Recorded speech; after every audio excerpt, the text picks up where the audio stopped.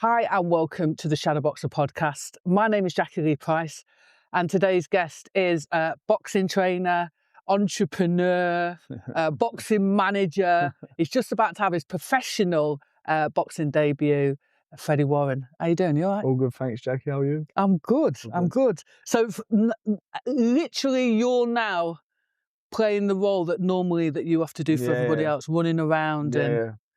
It's been nice because I've had to step away. This seems a bit, well, it's much more harder work. I don't discredit none of the boxers, but yeah, it's good, the training, because it clears your head a bit more, and yeah. But I'm still helping out on the managing, helping out our fighters, etc. I want to take it back a little bit though. I want to take it back because I like to hear a little bit about people's backgrounds. You're from Islington, aren't you? Yeah. Born and bred. Born and bred. So tell me what it was like as a young Mr. Warren in You know what? in Islington. It was just as normal as everyone else. I was brought up working class, so yeah. Mum and dad had a good childhood and played football. Started boxing when I was young alongside the football, and yeah, it was all good. It was all good. I went to school up Finchley, actually. I made a lot of, I was up Finchley, so I spent a lot of my childhood up there as well. So I was always sort of in and out of Islington growing up. I had a lot of friends up Finchley. Then I went to a football college in Harefield. So yeah, I preferred it because now you've got all friends from all over. But yeah, my childhood was as normal as everyone else's in Islington. You mentioned football. Was that kind of the first sport then that you kind of excelled at? Yeah. I was playing football for a team called Islington Admiral. Then I played for the Watford Developments. That's why I went to Harefield Academy in college. So, but I was always more into the boxing. Did you box as an amateur? Boxing amateur, I boxed for Angel and Time. Oh, of course you did, Angel. But and then I started training with the pros. I started training. So my trainer now, which is good. My trainer Dave Shretfield, he's helped me massively. Like talking about my childhood and that, he's helped me massively through my childhood. And now my amateur trainer's now my pro trainer. So I've always had a good relationship with Dave. But I was training alongside with him with like ex pros like Georgie Keane, Charlie Rice. One of my best pals, Billy Underwood. Yeah, Billy Underwood. He's turned over, hasn't he? He's my best pal growing up. So we've shared loads of rounds with each other. He's making a comeback now, so he's just had his shoulder up, which everything's in place now. So no more of his shoulder falling out. So yes, I've got rid of pros, and then I was down with Mark Tibbs with likes of Gary Corcoran, Tom Baker, see Billy Joe train.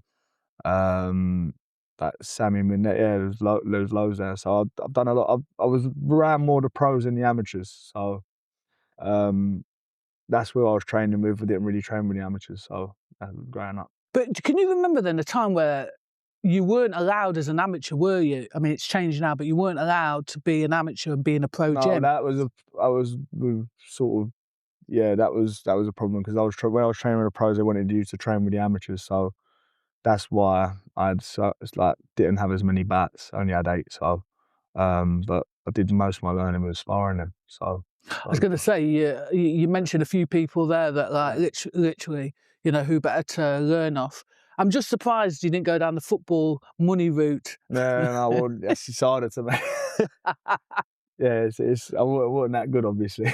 Well, it's not really that. I think this boxing just pulls you, doesn't it? I just love the sport. It's a bit of sentimental value with boxing because my granddad was like my best pal, so he took me to my first boxing shows, which is funny enough. I'm boxing on the same card as he was one of my favourite fighters growing up, Steve O'Meara. Oh wow! Yeah, it was one of the first boxing. I remember going to one of my first boxing shows with my granddad. I see Steve knock out Nathan Wise, one of the best knockouts I see for the Southern Area title.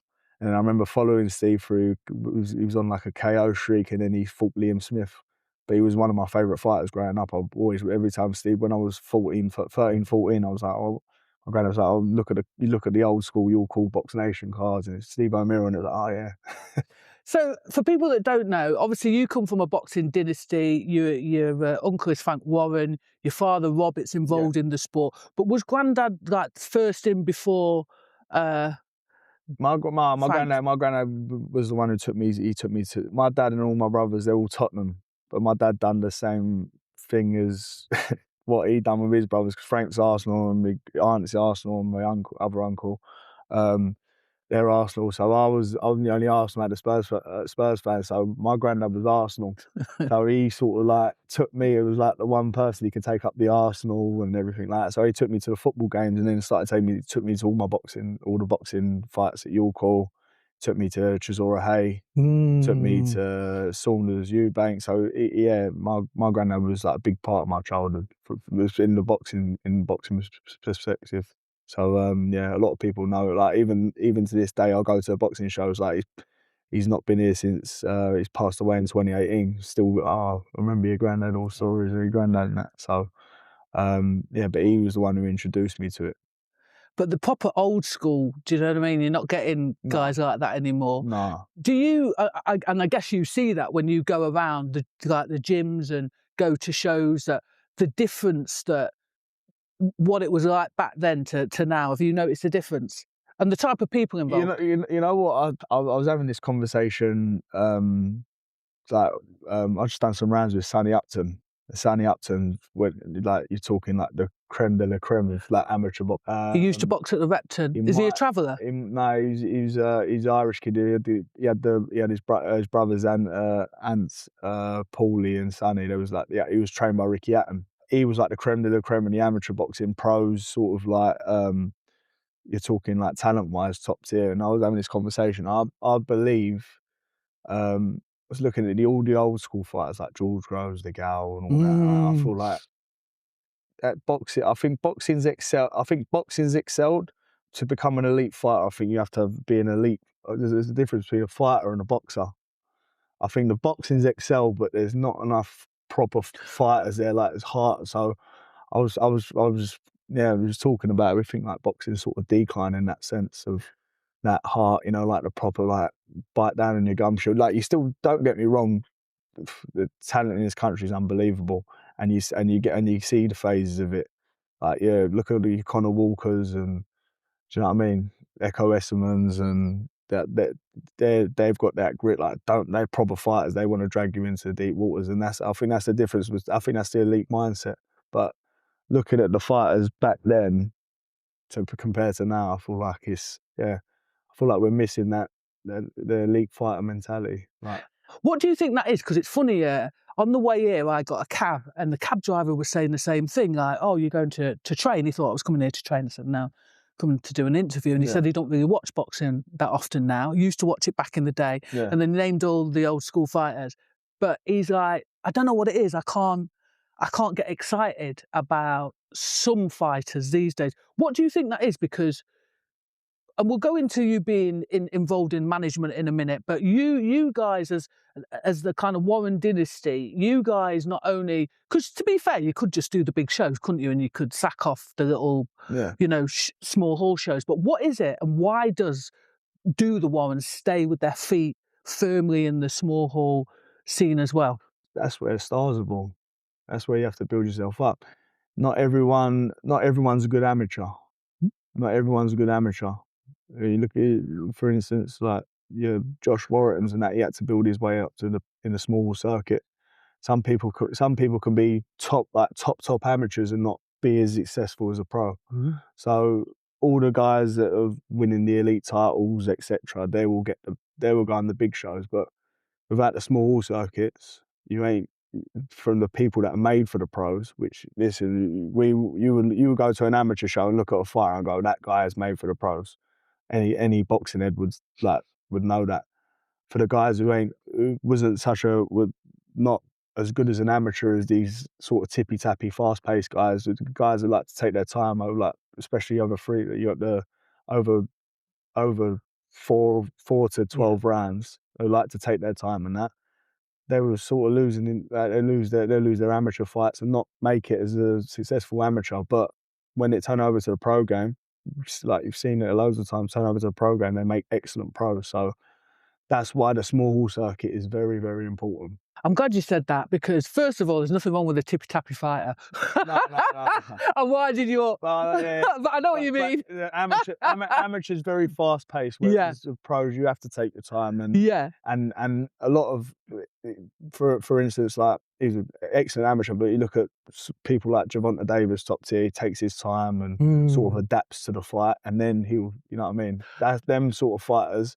With the amateurs, it takes them longer than 3 rounds to settle into. Yeah. Do you know what I mean? But also, I think in America, they train like pros. Yeah. Their style, they see what's happened in the UK and obviously in Europe, they've adapted their style to the scoring system.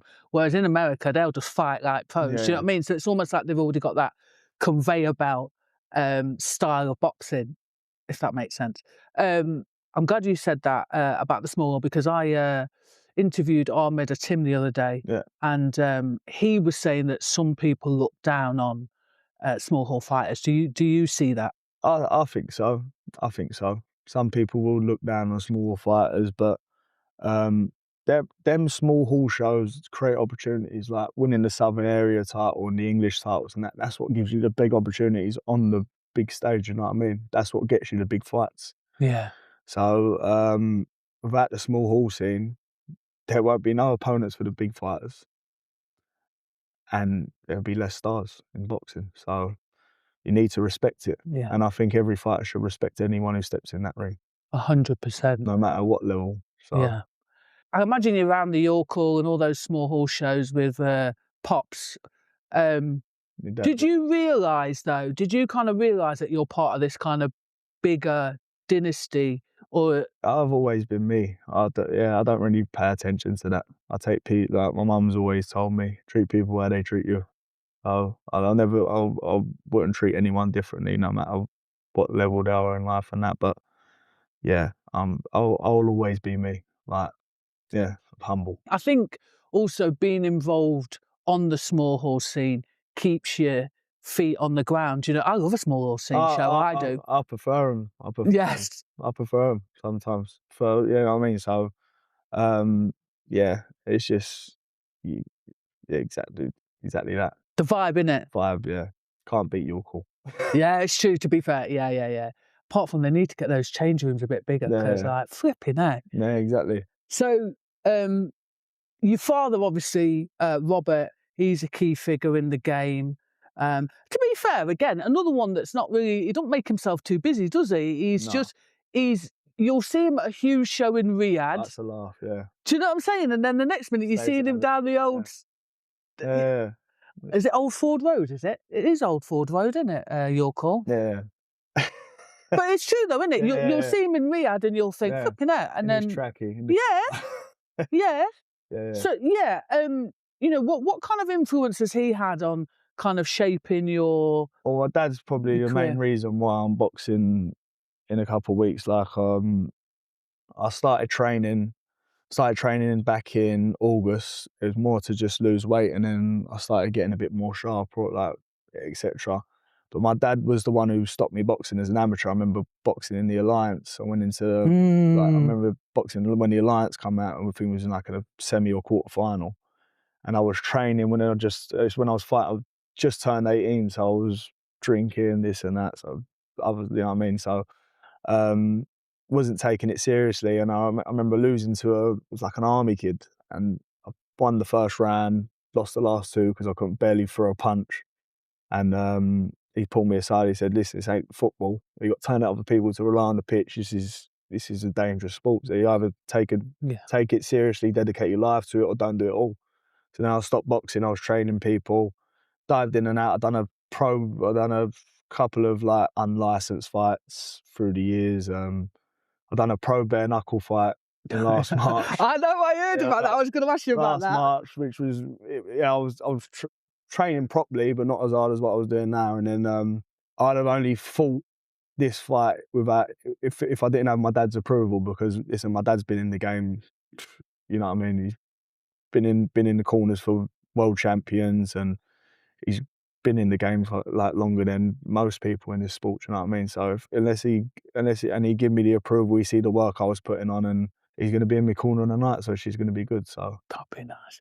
What I like to hear about your dad is the fact that, because listen, to be fair, I've been in gyms where the parents are a little bit enthusiastic. That's me putting it politely. yeah, When their kids boxing, the fact that your dad has said to you, listen, here what, do it properly or don't do it at all. yeah, Do you know what I'm saying?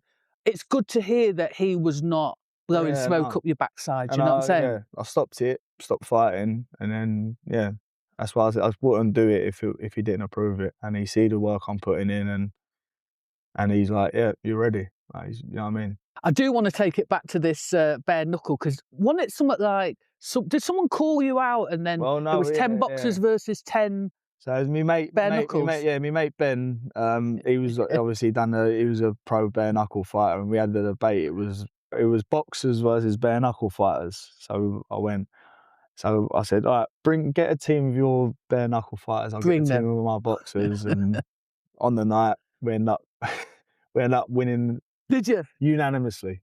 You done them good. Unanimously. Good. We won. I think it was like 7-3 or 8-2 or something. But yeah, we met halfway. We was in 4-ounce MMA gloves, and yeah, it was good. To be fair though, you couldn't have let the Warren name down. Nah. Do you know what I'm saying? Because here's the thing, I've watched it. It's a completely different sport, isn't it? It is. You stand there, you look at these little gloves, and you're like thinking you compare it with your gloves. You look at it, you can't do nothing. You just have to have a straight. I respect it. Like that is a tough sport. I won't be doing it again. Yeah, them look like they're slightly unhinged. I watched James DeGale, that card. I was like, these people are nuts. Yeah, that's nuts. When you come back to the fighter thing. Yeah. It was. I think they're all slightly unhinged, but yeah, you beat them anyway. So thank. Yeah, they have a lot of. Excuse me, French. They have a lot of arsehole. Hey, listen, because the thing is, you'd have had to retire. As my trainer Dave always says, you can't teach arsehole. It's true. Arsehole or heart. Yeah, exactly. Yeah, it's true. No, but it's true though. A lot of people are missing it now. I was talking about the boxing thing. A lot of people are missing it now. I don't even know why that is. I don't know why that. Do you know what I'm saying? So like a situation where. I know you've probably got this because you've been around pros for a long time. I think it's a lot of social media, to do with social media. I didn't really want to say it, but I wonder if it is that. Social media, yeah. Because before social media, boxers they were wanting to fight. Yeah. Now it's more like you know what I mean? They perfect the craft, but they don't have that, you know what I mean? It's easy training and being a good boxer. But to have a fighter's mentality of going in there, and no matter how good the person is, and think you have 2 arms and 2 legs, you bleed the same as me. Yeah, I don't care who you are. That's what I think's missing in the sport. But I also think a lot of big fights ain't been happening. But also, I do. Sorry to cut across you. I do understand from the standpoint. I don't agree with it, but I do understand from the standpoint of, if I've invested this much money, I'm not letting such and such from down the road come in and do my. Yeah, no, do you know what I mean? That. But I understand that. I think for me, the most frustrating thing is people, they don't want to put the work in. It feels to me like certain fighters don't want to put the work in. And what I mean by that is like the grind. They want everything now, the big fights, the big opportunities. I'm like, hold on, you haven't even done the groundwork. You've done your apprenticeship, as they say. Yeah. What is the most important, or one of the most important things that your dad has taught you to date about this fight game that you kind of carry into life? Be with the right people, because it's a snaky game out there. One thing you always abide is old school. Do your road work before you go in the gym. And enjoy it. Yeah. If you don't enjoy it, what are you doing it for? You have to. Yeah. So he's going to be in your corner. Does that kind of put a little bit... Because I know, obviously, listen, the eyes are going to be on you, aren't they? The eyes are going to be on you. But to have your dad in the corner with you, by the way, it's Marbella, 13th of February. Dad's going to be there. Like, do you feel like I'm in safe hands, so like it's all good, or do you feel a little bit of pressure? Listen, you want to. It's with any parent, you want to impress your parents, and you want to make your parents proud. So, adds that bit of pressure, but to know he's in the corner and to know like I said, he's approved of this. It makes me think, oh, I can do this and that. And especially with like my trainer Dave Shrep, like they're good pals as well. So yeah, I can't wait. So I've got a good call. I've got a good corner team. So if anything does happen, they can jump in. But also the other thing being like, I wonder, and again, is this a man thing do all men go through that they want to impress their father? Everyone's different. So everyone's been obviously brought up with different walks in life and all that. Like I've had a good childhood. Mum and dad were like happily, traditional, happily married, and all my older brothers. I was a little one, so it was a good asshole. So for me, from my sake, yeah, my dad's always been, for me, I always want to make him proud. Like if I do something good, or he'd be the first person I call. Nice. I mean, mum, not let me with my mum out, but I mean. I was going to say. Yeah. I'm not scared of me, mum. Do you know? And that's how it should be. Yeah. She rules the roost in the house. Dad rules the roost outside. She does. She pretty old school like that. Yeah. I like it. Brought up like that, yeah. And like you said, that you'll feel safe because, let's be fair, some people don't look after their fighters, do they? Yeah. No. Some people don't. When I watch the old school versus the new school, and I could be wrong, and I might be talking out of turn, but I'm going to say it anyway. I feel like there was more of this family feel. And what I mean is, you know a lot of these people from back in the day, and they'd have your back. Do you know what I'm saying? And the same with I was at Fitzroy. And I completely agree. Like if you look at, you're talking like even 15, 20 years ago, I feel sorry for trainers nowadays, because I feel like, and I think it's when it comes into mind, was like bring it back to social media, because especially when someone loses, everything's plastered over and all that. But I feel sorry for trainers nowadays, and I feel like fighters sort of, I see a lot of fighters, if something goes wrong, bad performances or loss and all that, they still blame the trainer. It's sort of chopping and changing. I've never seen that. You go back years ago. Never happened. It happened on occasion, but they'd be with the fight. They'd be not as much as it does now. No, I see like people leaving their trainers after their pro debuts because they didn't knock them out or something. Like, it's ridiculous. So, but do you think that's also people whispering in their ear? Yeah, there's too many people not inboxing in people's ears. Yeah. Like, don't understand the sport, and then they get swayed in, and yeah. But I also think that's down to the fighter to be loyal. Do you know what I'm saying? I understand if things ain't being done properly, and you look at, we've got to remember as well, boxing trainers are boxing trainers. There's some boxing trainers that can do it all, like S&C, nutritionists and all that, but your boxing trainer is your boxing trainer, and they'll tell you that straight away. If they say, "Oh, don't do this," and they know what they're getting into, so you can't blame a boxing trainer on because you're not fit enough or you're not eating properly. That bias you. He's not your new, unless that trainer is the S&C and the this and the, yeah. You've got a team. Yeah. I do think trainers should like learn that, but at the end of the day, yeah, they're boxing trainers, and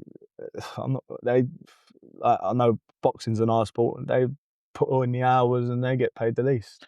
And I was going to say, they get paid a fraction, don't they? Yeah, exactly. And I think, it's too much chopping and changing and not trusting the process. And some fighters need to realise they develop later than some other fighters. And I think that's what it is. I think like when social media comes to it, they're looking at other fighters and this and that. But it's not all glitz and glam, social media. Yeah, it's true. What happens in the background. Yeah, exactly. And the thing is, I think, like I said, I mean, we see it in all walks, but everyone's trying to run before they can walk. And it's like, just relax. Do you know what I'm saying? Yeah.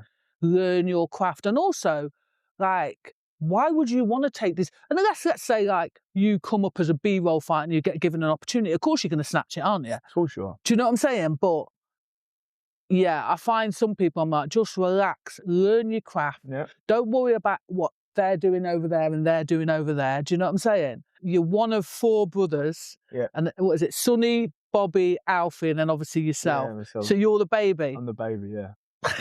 The tallest. You are as well, aren't you? Biggest. Big baby.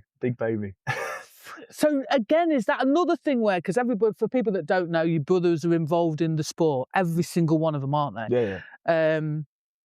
Management, behind the scenes, Everything, this, yeah. that, blah, blah. Do you know what I mean? So is that another thing? Are you guys competitive in any way? Nah. Well, I'm Arsenal and they're all Tottenham, so ain't a competition there in terms of football teams. But yeah, not really. We're always helping each other. I love my brothers. I think, like I said, my family. If any of us going through something, we're always helping each other out, and no matter what, no matter what, you will have our rows, but we'll end up speaking with each other after an hour. So yeah, not competitive, but always helping one another. And then obviously you've been involved in the management side with Warren Boxing Management. Did you not start your own little thing as well? Yeah, but I just didn't have enough time. Too much time with it. Yeah, I was sort of trying to get any influence or something, but nah, yeah.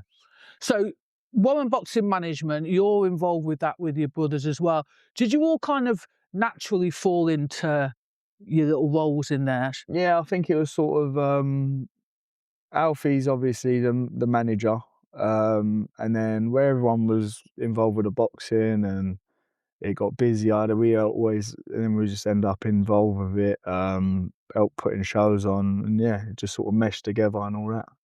Sort of started with my dad and Alfie. I am pleasantly surprised to hear you talk about how people should put the work in. But do you think there are assumptions about you being a Warren and possibly being handed stuff on a plate? Yeah, no, you'd understand that people would think that, but I've never taken anything and all that. I'm fighting in. I'm down the rival gym fighting in Marbella. I've done everything myself. So, but yeah, my brothers ain't really. Everyone's worked. Obviously, it comes as a sort of a benefit, but they've never taken anything, and we've worked hard for like what we've achieved. So, but you can understand them assumptions. Yeah, I see you guys all the time running about doing shows and whatever, and I think, yeah, there could be this misconception, but you are grafters. Yeah. You are proper grafters. How has that kind of helped you though also? So obviously you're transitioning into the boxing, you're trying to be, I guess, juggle all balls. Do you know what I mean? Has that kind of helped you though in some respects? Now as a boxer, knowing all the other bits. I mean, I'm guessing nobody's going to try and I think F you over. What I've not particularly the management sort of stuff but what I've learned, what I think has made me a better boxer is the training. I think being a trainer and working with different styles, and then you sort of see, and then you sort of as a trainer, you're watching sparring, watching fights, and you can see sort of the gaps. And I think that's sort of broadened my mind as a boxer, because then you start seeing them for yourself, and you're working with, and because you've trained people for different styles, you're doing them, you're fighting yourself with different styles and that. So I think as a trainer, I think a lot of boxers should sort of start taking it on board, because I think it will help them develop even better. But in terms of management, I think you just learn not to work with certain people. Certain snake. Certain people. Yeah. Yeah. I mean, I would be surprised if there were people that tried to, like, do you know what I mean? Like, take the piss with you. So. No, everyone takes the piss out of everyone in boxing. Really? Is it that bad? Of course it is, yeah. I mean, yeah. You got me on your toes? Yeah. Of course you do. Got to be on your toes when there's loads of snakes on the floor. Do you know what I'm saying? You ain't gonna stand with both feet there. So yeah, and I think it's getting worse, to be fair. So you're talking about obviously training and learning the craft from sort of watching. Do you find sparring helps you kind of see clearly, or a lot clearer? Because that's what I found, that basically watching sparring and judging for me helped me understand the game. 100%. As a trainer, I've trained with some like great fighters. Helped train one of the fighters, Ishvan Azeni. He's unbelievable talent. I helped train with a top trainer, John Durant, who was training him. I just watched him spar, etc. And you pick things up, and some of the things he's done, you sort of try and replicate, and they do pay off. So watching other fighters spar, you train, and you're watching things they do, you try and replicate as yourself as a fighter, and yeah, it does help you a lot. But also, I think if you've got a trainer that allows you to try stuff, because listen, what somebody else does might not fit you, but at least if you let your fighter try it, it's like, oh, it don't really work. Do you know what I mean? Or it don't feel comfortable in your body. But are you one of these trainers that are consistently, and there's no right or wrong answer, but I came up on a scene where you couldn't really talk in the corner, so you had no other thing to do than watch. You had to just watch. Yeah. The main person, if you were a second and you were handing up, you had to zip it. Yeah, of course. And I learned so much. As a second. Yeah. Yeah. Because So I want to add out the gym for 3 seasons in the amateurs, was not allowed out the gym. Yeah. And then when I was allowed out the gym, we weren't allowed to talk. But I now know that's where because I can see things crystal clear now, because we weren't allowed to say a word. Yeah. And I think that, well, I guess my long-winded answer is, do you think that sort of apprenticeship has changed? A lot of people want to get in as a seconds now just to sit and study different fighters with different trainers and listen to what they say, because I think that's the best thing to learn. Speaking to actually my pal Connor Sheehan, he's going for his trainer seconds license with the border patrol. He said that's one thing he wants to do, is just sit in the corner and listen to other trainers speak to their boxers. There's very few people that do that these days, because I'm telling you, most of them want to be Ego in the limelight. Do you know what I'm saying? Yeah. It's funny because I did my pro course with your brother. Yeah. And that was a laugh. Yeah, but the thing is, I didn't tell anyone I was going, and I got there and I sat next to him. I was like, oh, mate, I said, don't say anything. Just, do you know what I mean? And he was like, right. Yeah. So, but there were a lot of non-boxing people. Oh yeah, can imagine. That's very dangerous. It's very dangerous. I don't get me wrong. Like I remember doing my England boxing level 1, and there's a guy who done my England boxing level 1, and he never boxed before in his life. But not discrediting you as a trainer and that, but I do feel like if you are training a fighter, I think you need to experience that sort of in-ring sort of thing. And it's not for everyone. There's some trainers who have made it successful without even boxing. But I remember this guy. He done a like exercise and with England boxing coach. It's quite simple. He went, "How would you pad a southpaw?" So I stood in orthodox side. He went, "Wrong. You have to stand southpaw." I said, "Why would I stand southpaw why would I stand southpaw?" Don't have to. As a southpaw fighter. He went, "Because you need to." I went, "Well, as a southpaw, he's most commonly going to come against orthodox fighters. So why am I? You're going to do it. You're going to do it. The majority of fighters are going to come against orthodox fighters. So you'd stand orthodox." That's a good point. And then he couldn't say. I don't necessarily think that if you can learn the other side, great, because they don't teach you. For people that don't know, they don't teach it on the course, do they? They don't teach you how to pad on the southpaw side, if that makes sense, or how to pad southpaws. But it is dangerous where there's a lot of non-boxing people getting into trainers, and I've seen some it's not like I said, it's not a football game. People have died in the ring. Do you know what I mean? So it's very, very dangerous. You need proper boxing trainers. Yeah, listen, you're not going to get any argument from me. There's a trend at the minute of people, I think, doing the courses so they can say they're a boxing coach in order to do media. Too easy to pass. They're too easy to pass. Way too easy to pass. I think they need to toughen them up a little bit. I agree. I think they should be like, in terms of a trainer's course and that, I think they go and watch them train for a day, and then you can get your certificate. I think they need to see how they do certain fighters over a 4-week period, maybe. The courses that you do in England boxing are harder than the British Board of Control course. Yeah? No, I'm telling you, they are. Yeah. I've done up to level 3. There's one more level, and each one gets progressively harder. Really? Yeah, and on the third one, I don't know about the fourth one, but the third one, because I think they've obviously changed since I did level 3, but they teach you things like how to write programs for, let's say, advanced boxers, international Yeah. boxers, intermediates and novices, just things like that. You've got to know a Like little a bit more training about, program, yeah, over yeah, a whole period. It yeah, can't be just for one fight, it has to be over a whole like season or yeah, whatever. But I agree with your point that that needs to be tightened up. And again, it's good to hear a young man say that, but just somebody that's been in the sport that's kind of seen the transition, and it's not always been. I've seen it with trainers come in with fighters, their fighters to spar and that. And they're not even, it's not even like protecting their fight, you know, protect your fighters all the time. Not calling, not throwing the towel in soon enough. And he's just seeing their fighters get smashed up in sparring and telling them, "Oh, go!" Like there's too many of them in that sport.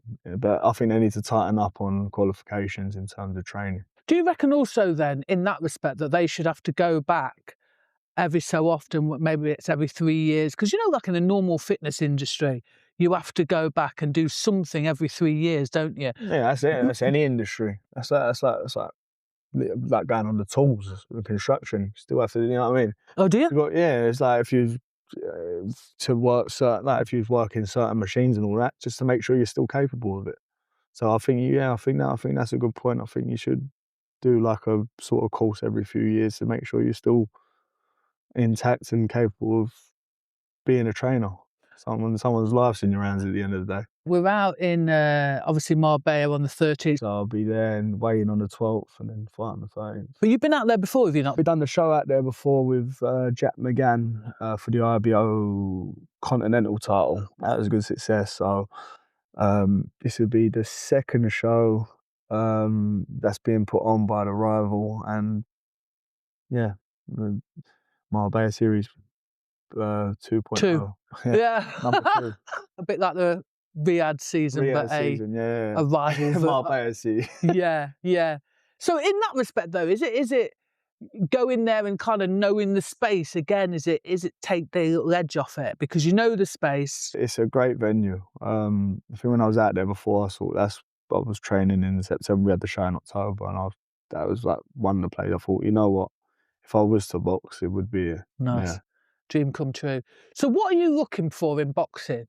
Where do you see yourself going? I'm taking every fight as it comes in a minute. I'm just learning, developing to the best I can be in the gym, which I've come on a hell of a lot in the last couple of months. And just see where it takes me. I'm taking every fight as it comes, wherever, you know what I mean. So, and get as many fights as I can this year, and then see where we go. Yeah, not putting any pressure on yourself. No pressure, no. But I do want to be in some big fights next year. Do you think that at some point, and I know you love the training and everything, and you know, sorry rival, but at some point, are you not going to have to kind of make a decision of which you'll do, you know, which feat your camp is in? You know what, I live in the gym. My routine's been good for this camp, and obviously as the fights go on and the longer rounds come, you're going to have to train a bit harder, but routine's in the minute, so I've set fine. Can balance either way at the minute. But we'll see. Like I said, I take every fight as it comes, and training people as well is a big part of my life, and the rival's a big part of my life.